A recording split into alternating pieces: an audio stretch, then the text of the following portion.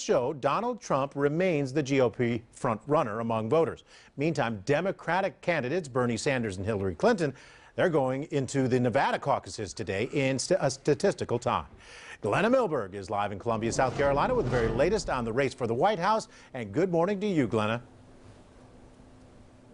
Todd, good morning. Everyone up early today on this Saturday morning. I know you mentioned Governor Bush. He was actually up in Greenville, the northern part of South Carolina. That's where the really Christian conservative vote is. A lot of the candidates are concentrating their time there this week because that is a very significant vote in South Carolina. We are in Earlwood neighborhood of Columbia, and this is Ward 3. This is one of the smaller precincts that you might see on the national news today because the national news is in South Carolina. The first primary in the South, hugely significant in the presidential primaries. And here we've had a nice trickle of people. They're up above 3 dozen voters so far. I want to introduce you to Catherine real quick. Catherine, you're updating the candidates list. Yes, this is kind of an old, yeah, well, Chris Christie bowed out. And who else back? Carly Fiorina gone. What's really interesting about South Carolina, one of the things that's so interesting is that you don't have to be a registered Republican to vote in today's primary. This is what's called a semi-open primary, very different than Florida, where anyone who is either Republican or Democrat or even no party affiliation can choose to vote for one of the Republican candidates, which is why you've seen all week so many of the candidates really working hard to earn the votes of the people here. So what we did, right, Catherine and I, we've been here for what, an hour or so together with the rest of the crew.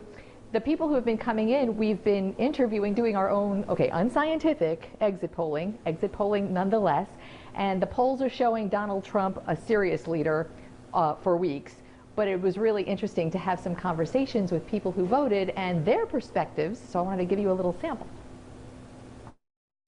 What made you pick Rubio as a last-minute decision? Just the way he did in the town hall meetings. He used some really good examples of just that I think can relate to the average American. He talked about he's floated checks before when he was not doing so well. He's talked about, you know, he's experienced racism before as someone of a Hispanic descent. Sure, yeah, I voted for John Kasich. And do you feel like a vote for John Kasich, with what's been going on in the polls and in just the general talk of the nation, might be a wasted vote? I thought that at first, because once I realized that I was pretty fond of him and kind of his more moderate views without being too out there, maybe like Trump, I realized, you know, he was second in New Hampshire, so he's definitely a risk here. But if enough people like me who like him and are sort of on the fence, you know, went with him, maybe that could sway something. Yeah. You know, this morning in just this one polling place, we met a couple of people who did vote for John Kasich. Remember, he had been polling fairly low and bam, he took number 2 in New Hampshire.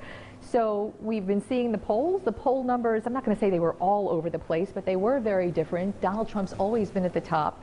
There are some polls that put Governor Bush way down in the single digits, but the most recent poll puts them at number 4, but in a statistical tie with number 3, Senator Marco Rubio. Ted Cruz, of course, as a number 2. Texas Senator Ted Cruz is a Christian conservative and a very attractive candidate to faith-based voters. So really, we don't know what's going to happen today in South Carolina's primary, which is what makes it so interesting and so significant. So we'll see you right back here in half an hour. I want to talk to you then about how the voters really do wait until the last minute to decide. And how does that even happen? We'll see you then. I'm Glenna Milberg, live in Columbia, South Carolina this morning, Local 10 News.